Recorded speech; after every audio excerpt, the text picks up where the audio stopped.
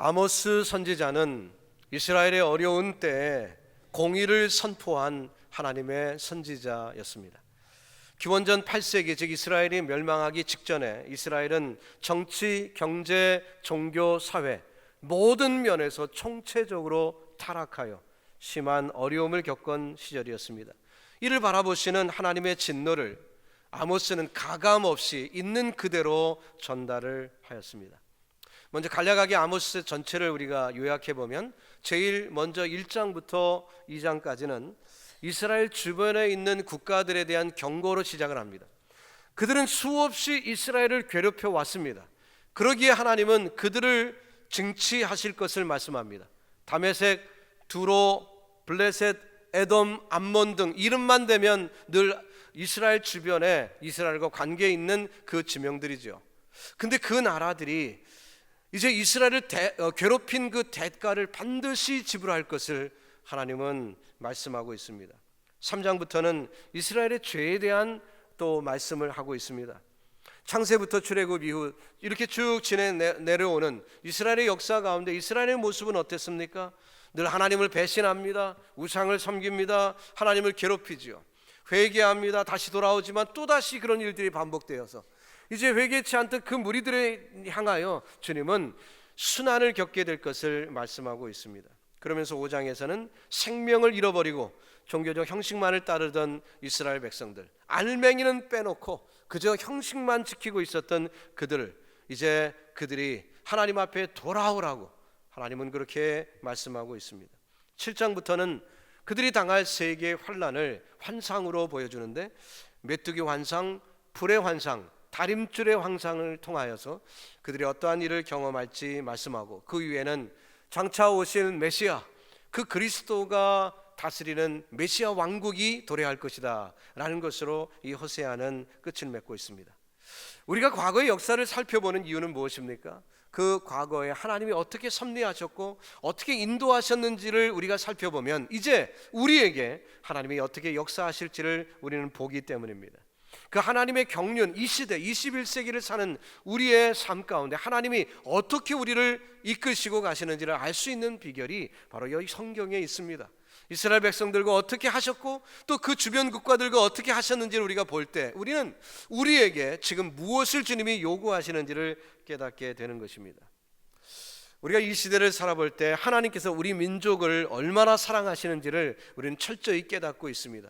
세계 수많은 국가들이 있지만 유독 우리 민족을 하나님이 얼마나 사랑하시는지 우리는 강하게 느끼고 있습니다. 그렇기 때문에 오늘 이 시대에 우리가 하나님의 뜻에 올바로 부응하지 않는다면 여전히 이스라엘을 향하던 그 하나님의 음성이 우리에게 들려질 수 있기 때문에 이 말씀은 그저 옛날 다른 이야기로 볼 것이 아니라 바로 우리에게 주는 말씀으로 볼 수가 있는 것입니다. 우리는 하나님보다 더 귀하게 여기는 것을 마치 이스라엘 백성들도 그랬듯이 그렇게 섬기고 있지는 않습니까? 그것은 우상입니다. 내가 하나님보다 어떤 것을 더 귀하게 여기는 것이 있든지 간에 사람이든 혹은 세상의 물건이든 혹은 보이지 않는 어떤 것이든지 간에 그것이 우리의 우상이 되고 있다면 우리는 이것을 버려야 할 것입니다.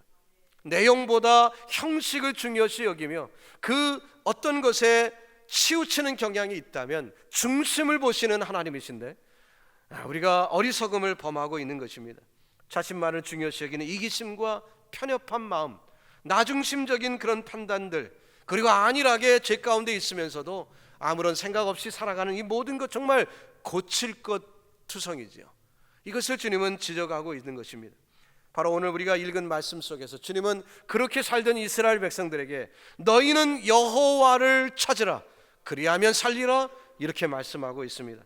이 말씀을 거꾸로 읽으면 무슨 뜻입니까? 여호와를 찾지 않으면 죽을 것이라는 것입니다. 여호와를 찾지 않으면 망할 것이라는 것입니다. 여러분, 우리가 이 말씀을 아모스 시대에 이스라엘에게만 경고로 보지 마시고 오늘 이 말씀 우리에게 주시는 말씀으로 받고 우리가 여기서 바른 해결책을 찾는 복된 시간이 되시기를 바라는 것입니다. 자, 오늘 본문을 한번 구체적으로 살펴봅시다. 1절로 3절에 있는 말씀을 먼저 보면 현재 상황에 대해서 이야기하고 있습니다.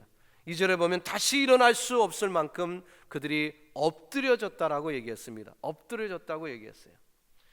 여러분 혹시 거북이나 자라를 보셨습니까? 글쎄요, 이 거북이는 갖고 놀 수는 없죠. 동물원에 가야만 볼 수 있습니까? 그러나 자라는 우리가 많이 봤습니다. 어렸을 때 저도 자라 갖고 장난을 많이 쳤어요. 이제 자라를 뒤집어 놓으면 어떻습니까? 스스로 이게 다시 복원이 안 됩니다. 그냥 놔두면 자라는 죽는 거예요.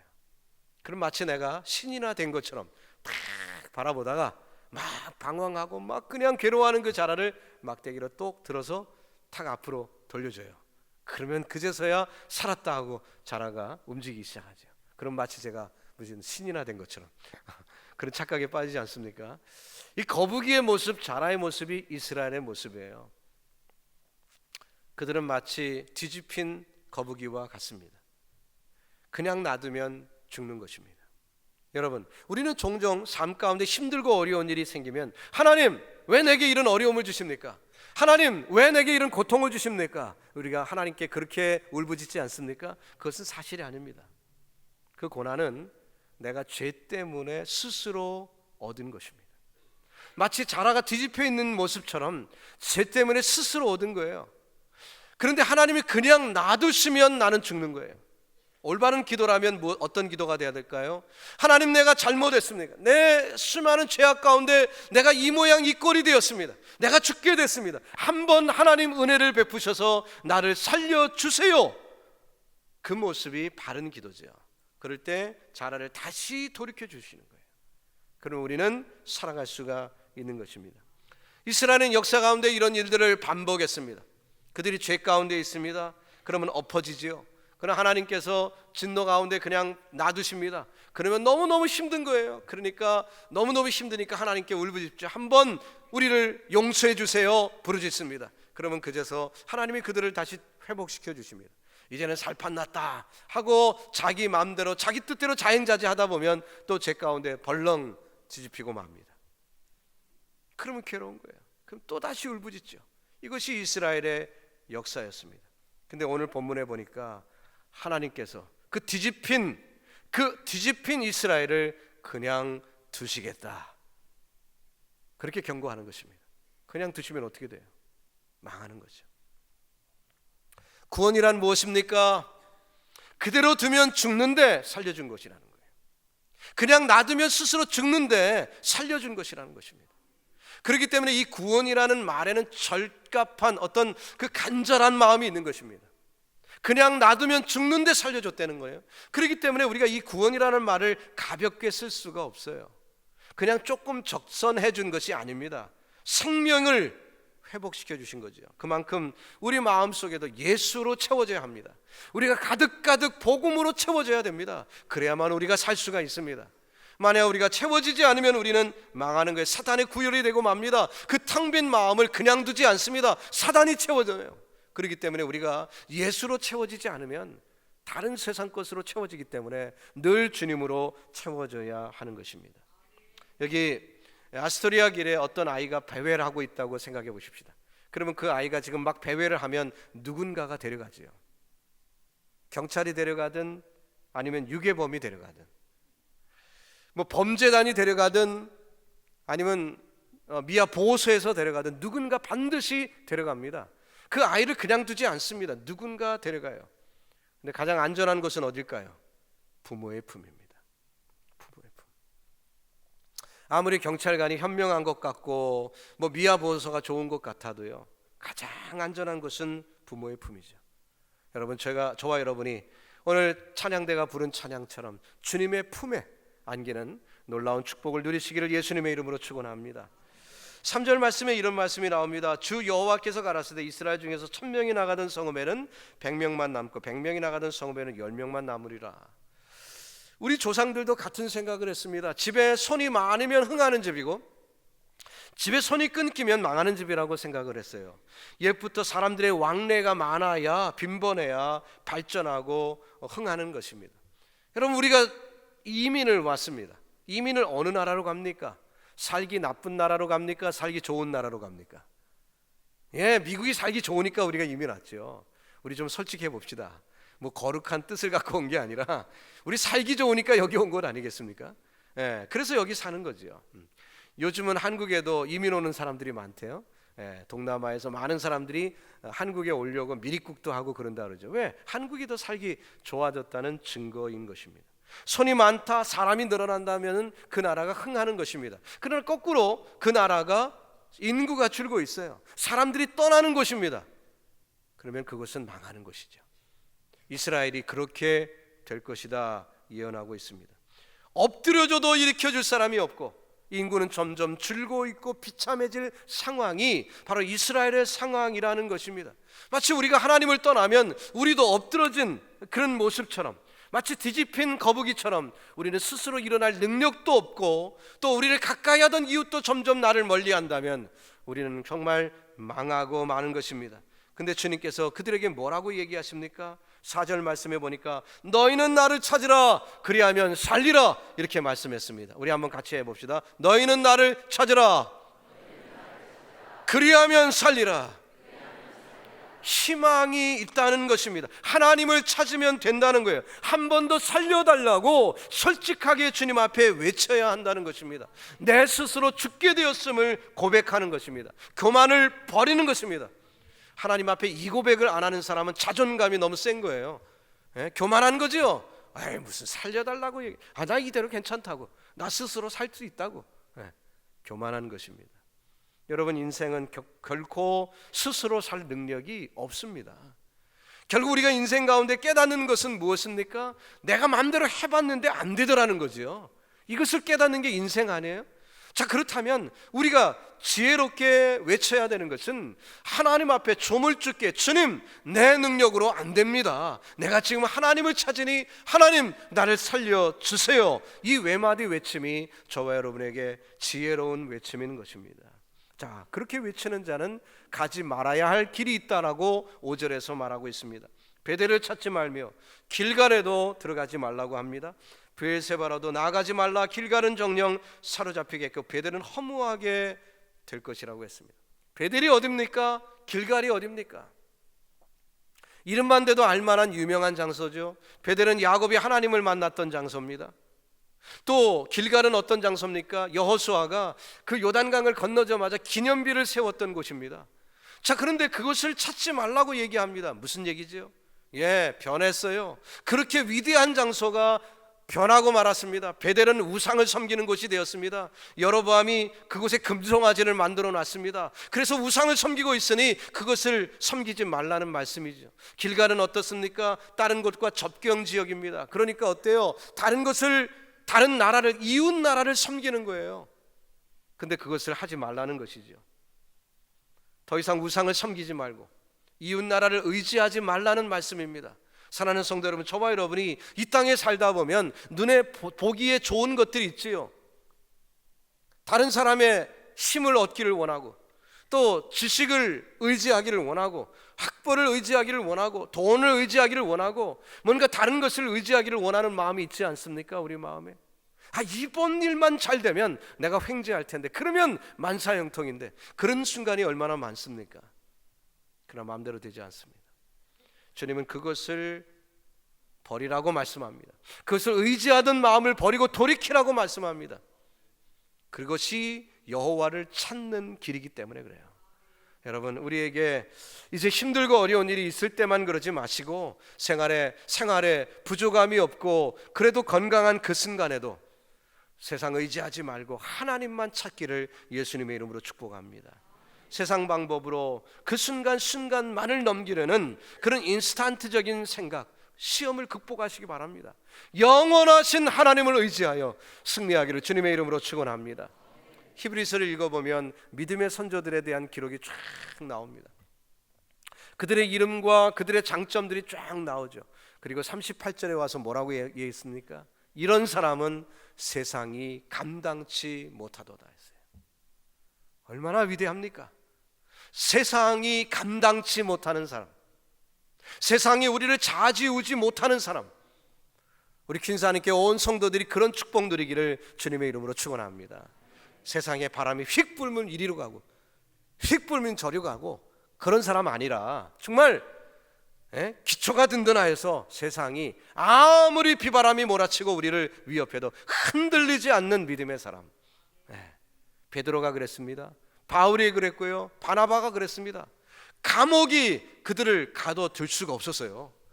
세상이 좌우할 수가 없었습니다. 여러분, 돈 때문에 힘듭니까? 돈이 좌우하지 못하는 그런 사람 되시길 바랍니다.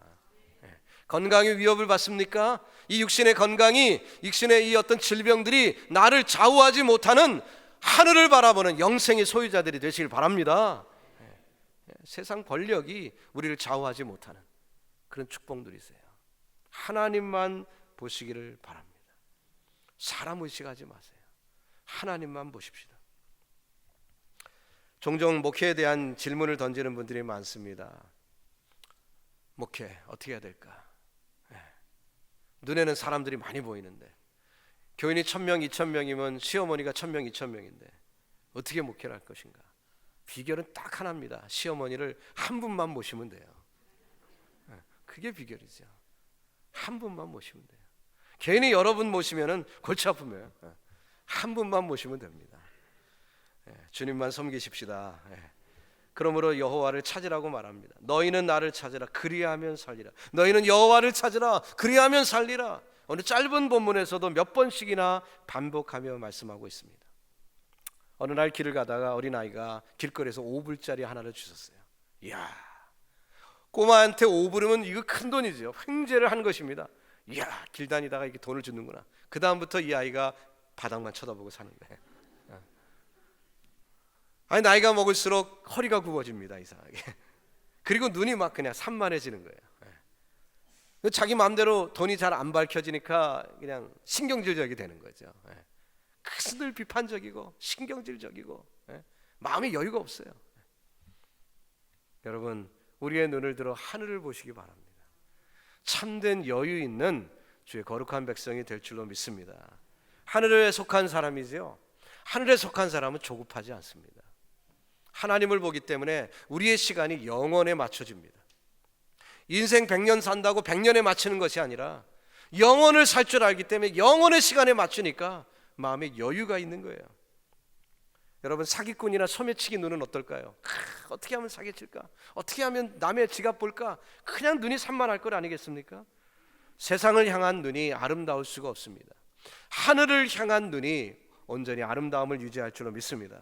그렇다면 우리의 눈은 어떤 눈일까? 아가서를 보니까요, 4장 1절에 솔로몬이 술람미 여인을 칭찬하는 그런 문구가 나오는데 이렇게 말했습니다. 내 사랑, 너는 어여쁘고 어여쁘다.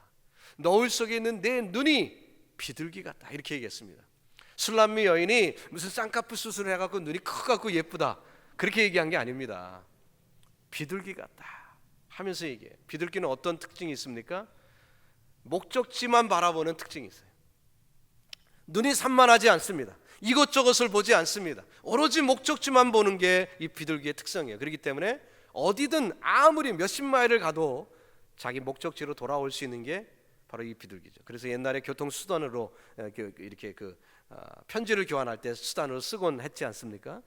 그 귀소 본능 때문에 그런 거죠. 목적지만 집중하여 보는 비둘기는, 지금 솔로몬이 술람미 여인이 솔로몬만 보고 있다는 거예요. 그것을 지금 칭찬하고 있습니다. 그걸 칭찬하고 있어요. 여러분과 저의 모습이 하나님만 보는 눈이 될 때 그 눈을 아름답다 얘기하는 것입니다. 그 모습이 아름다운 거예요. 우리의 그 얼굴을 성형할 필요가 없어요. 그저 솔로몬을 칭찬하고 있습니다. 솔로몬만 바라보는 그 여인이 그렇게 아름다워 보였던 것처럼 우리가 하나님만 바라보고 있으면 하나님이 우리를 아름답게 보시는 거예요. 여러분, 그런 축복 누리시기를 주님의 이름으로 축원합니다. 즉시하는 눈은 아름답습니다.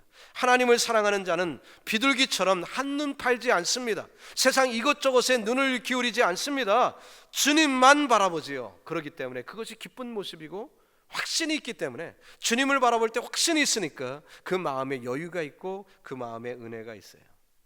베드로가 한때 물 위를 걸어본 경험이 있습니다. 언제 그랬죠? 주님만 바라보고 걸을 때는 물 위를 걸을 수가 있었어요. 근데 파도가 흉흉하게 치니까 그 바람을 보고 파도를 보는 순간 주님을 보지 못했죠. 그 순간 어떻게 됩니까? 빠져들고 맙니다. 물속에 빠져지는 거예요. 여러분이 무엇에 관심을 둡니까?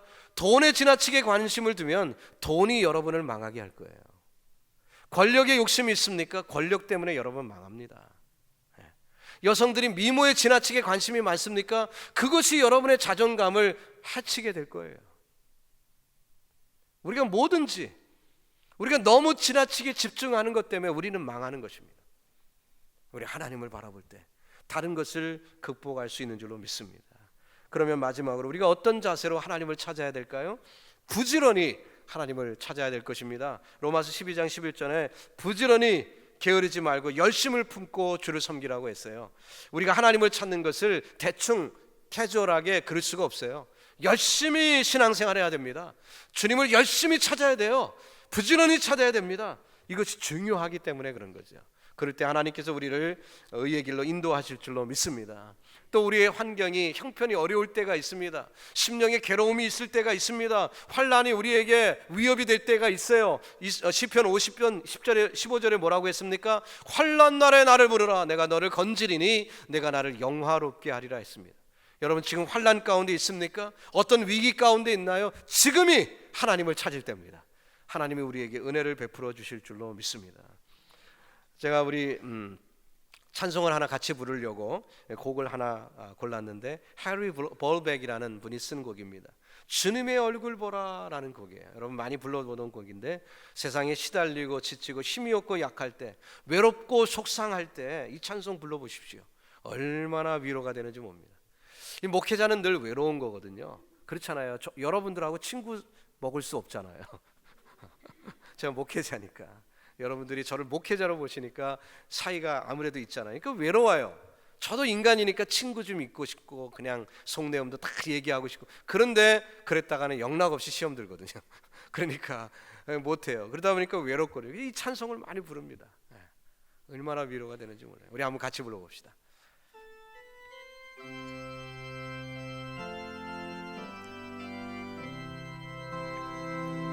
괴로울 때 주님의 얼굴 보라 평화의 주님 바라보아라 세상에서 시달린 친구들아 위로의 주님 바라보아라 눈을 들어 주를 보라 내 모든 염려 주께 맡겨라 슬플 때에 주 예수 얼굴 보라 사랑의 주님 안식 주리라 눈을 들어 주를 보라 눈을 들어 주를 보라 내 모든 염려 주께 맡겨라 슬플 때에 주 예수 얼굴 보라 사랑의 주님 안식 주리라 아멘. 힘들고 어려울 때 주님 보세요. 주님이 우리에게 위로자가 되고 안식 주실 줄로 믿습니다. 마지막으로 8절을 봅니다. 묘성과 삼성을 만드시며 사망의 그늘로 아침이 되게 하시며 백주로 어두운 밤이 되게 하시며 바닷물을 불러 지면에 쏟으시는 자들을 찾아라. 그 이름이 여호와시니라. 그 이름이 여호와시니라. 저는 이 설교를 준비할 때 이 마지막 절 그 이름이 여호와시니라 이 부분에 그냥 감격이 쏟아지는데 그냥 하나님이 내 앞에 서 계신 것 같아요. 그 이름이 여호와시니라. 여러분 생활 속에 무엇이 우리를 위협합니까? 무엇이 우리에게 어려움이 있습니까? 그 이름이 여호와시니라. 그분이 우리 앞에 계십니다. 그리고요 그분은 누굽니까? 천체와 우주 만물을 한 손에 쥐고 다스리시는 분이에요. 그분이 우리의 여호와십니다. 절망을 희망으로 바꾸시는 하나님, 무덤 속에 부활 생명을 가득하게 하시는 하나님, 내가 힘들고 어려운 순간에 나와 함께 하시며 나를 지키시고 나를 인도하시는 하나님, 그 하나님을 믿고 승리하기를 주님의 이름으로 축원합니다. 그렇게 주님을 찾으면 어떻게 됩니까? 찾으면 살리라 말씀했습니다. 제가 찾으면 할 테니까 여러분 살리라 한번 해보세요. 찾으면 아멘. 아주 심플합니다. 뭐 복잡하지 않아요. 그냥 여호와를 찾으면 사는 거예요. 이사야 55장 6절 이하에 보니까 너희는 여호와를 만날 만할 때 찾으라. 가까이 계실 때 그의 이름을 부르라. 그가 긍휼히 여기고 너를 용서하시리라 말씀했어요. 찾으면 사는 것입니다. 찾으면 개인이 삽니다. 여호와를 찾으면 가정이 삽니다. 여호와를 찾으면 교회가 삽니다. 여호와를 찾으면 나라가 살고 민족이 삽니다. 죄인이 의인되고 사망이 생명이 되고 슬픔이 기쁨이 되는 줄로 믿습니다. 여호와를 찾읍시다. 하나님만 의지합시다. 그 모든 은혜 속에서 여호와를 찾는 자들에게 하나님은 다 예비해 놓으시고 준비해 놓으신 줄로 믿습니다. 그 은혜 가운데 주와 함께 동행하는 축복의 성도 다 되시기를 주님의 이름으로 축복합니다.